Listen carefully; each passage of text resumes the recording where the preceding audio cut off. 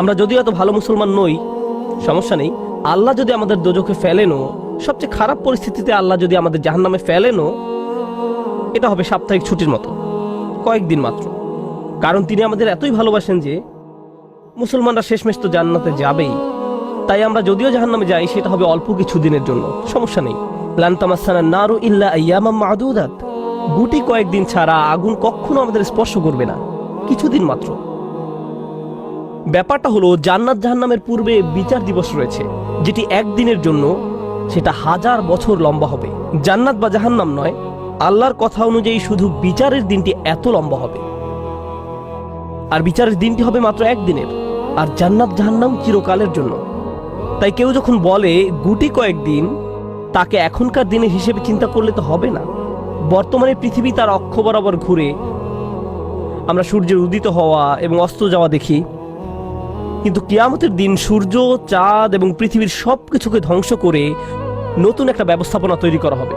তাই আমরা এখন যেভাবে 24 ঘন্টার হিসেব করি, সেভাবে রাত দিনের হিসাব করলে তো চলবে না যখন আখিরাত শুরু হবে।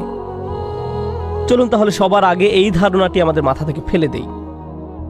কোরআনের বহু জায়গায় জাহান্নামের আলোচনা করা হয়েছে, কিন্তু আমি শুধু কোরআন থেকে একটি বর্ণনা আপনাদের সামনে উপস্থাপন করতে চাই। আমার মতে এটি আল কোরআনের জাহান্নামের সবচেয়ে গুরুত্বপূর্ণ বর্ণনা। কোরআনের একজন ছাত্র হিসেবে আমি মনে করি এই বর্ণনাটি জাহান্নাম সম্পর্কে জানার শুরু মাত্র। কেউ যদি এই বর্ণনাটি বুঝতে পারে, তাহলে সে জাহান্নাম সম্পর্কে যথেষ্ট জানে।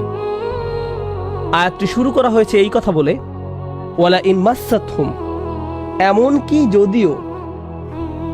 যখন আমরা বাংলায় বলি যদি আমি সেখানে যাই, যদি আমি সেখানে যাই, তাহলে তোমার সাথে দেখা হবে। কিন্তু কেউ যখন বলে যদিও আমি যাই, এর মানে হলো যাওয়ার সম্ভাবনা ক্ষীণ। তাই আয়াতটি যদিও দিয়ে শুরু হওয়ার মাধ্যমে এমন কিছু ঘটার সম্ভাবনা কমিয়ে দিয়েছে। এভাবে বলার মাধ্যমে আল্লাহ কোনো কিছুর উপর জোর কমিয়ে দেন। সহজ কথায় তিনি বাক্যটিকে দুর্বল করে দিচ্ছেন। যদিও, যদিও কি? যদিও মাসসাতহুম, যদিও এটা তাদের স্পর্শ করে। আরবিতে মাসসা অর্থ কোনো কিছু যখন আপনাকে সামান্যতম স্পর্শ করে, যেমন কোনো মাছি যখন কোনো মতে স্পর্শ করে। যদি সেকেন্ডের জন্য স্পর্শ করে, তখন তাকে বলা হয় মাস। সুতরাং এটা যদি তাদেরকে কোনো মতে স্পর্শ করে 1 সেকেন্ডের জন্য, মাসসাতহুম। এখন কি তাদের স্পর্শ করে? আপনারা হয়তো ভাবছেন আগুন যদি তাদের স্পর্শ করে। আল্লাহ বলছেন নাফহাতুন, একটা হালকা বাতাস যদি তাদের স্পর্শ করে। চলুন এই বাতাস নিয়ে একটু আলোচনা করা যাক। আরবিতে নাফহাতুন বলতে বোঝায় দরজা বন্ধ করলে যখন সামান্য একটু বাতাস এসে পড়ে, পর্দা নড়ে ওঠে, অথবা কেউ জানালা বন্ধ করলে যেভাবে হালকা বাতাসে পর্দা নড়ে ওঠে। এই বাতাসের যা বাহির থেকে ভেতরে আসে বা ভেতর থেকে বাহিরে যায়, দুই ধরনের আছে। একটি হলো লাফহা, লাম যোগে, আরেকটি হলো নাফহা। লাম যোগে লাফহা মানে বাতাসটি গরম, আর নুন যোগে নাফহা মানে বাতাসটি ঠান্ডা। আল্লাহ বলছেন এমনকি যদি ঠান্ডা বাতাস তাদেরকে স্পর্শ করে, যদি ঠান্ডা বাতাস তাদেরকে স্পর্শ করে, তোমার প্রতিপালকের শাস্তি থেকে। তিনি এই আয়াতে জাহান্নাম কাউকে স্পর্শ করার কথা বলছেন না। তিনি এই আয়াতে আগুন কাউকে স্পর্শ করার কথা বলছেন না।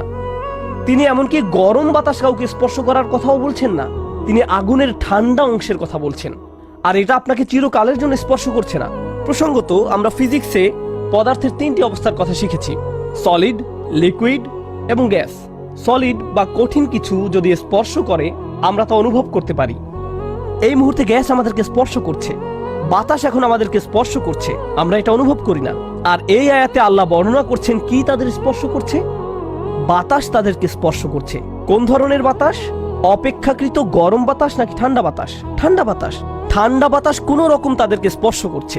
এই আয়াতের সবচেয়ে উল্লেখযোগ্য বিষয় হলো, আমি একটু আগে নাফহা এবং লাফহার কথা বলেছিলাম।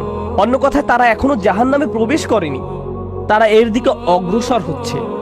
আর জাহান্নামের অপেক্ষাকৃত ঠান্ডা বাতাস এসে কোনো মতে তাদেরকে স্পর্শ করলো। তখন তাদের প্রতিক্রিয়া কি? চিৎকার করে বলে উঠবে, ইয়া ওয়াইলানা, হায়, সবচেয়ে কঠিনতম শাস্তি আমাদের জন্য শুরু হয়ে গেছে। ইন্না কুন্না যালিমিন, আমরা সব সময় অপরাধী ছিলাম। তারা সাথে সাথে তাদের সব অপরাধ স্বীকার করবে। যে কারণে এই আয়াতটি আমি সংক্ষেপে আপনাদের নিকট উপস্থাপন করলাম। প্রথমত, এই আয়াতে আল্লাহ জাহান্নামের শাস্তির অভিজ্ঞতা বর্ণনা করছেন না। আল্লাহ সকল বিশ্বাসীকে জাহান্নামের আগুন থেকে মুক্ত রাখুন।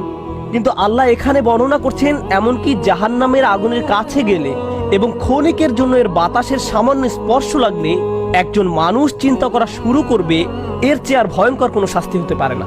এজন্যই আল্লাহ দোজখের আগুন সম্পর্কে বলছেন ইন্নাহা সাআত মুস্তাকাররা ওয়া মুকামা, নিশ্চয়ই তা অবস্থানস্থল ও আবাসস্থল হিসাবে কতই না নিকৃষ্ট। অল্প এবং বেশি যে কোনো সময়ের জন্য ওটা কত নিকৃষ্ট জায়গা। এক সেকেন্ডের জন্য এটা ভাববেন না যে আমি তো খারাপ, আল্লাহ যদি আমাকে জাহান্নামে ফেলেনও এক সময় তো আমি এখান থেকে মুক্তি পাবো, এই ধরনের চিন্তাকে কখনো প্রশ্রয় দিবেন না।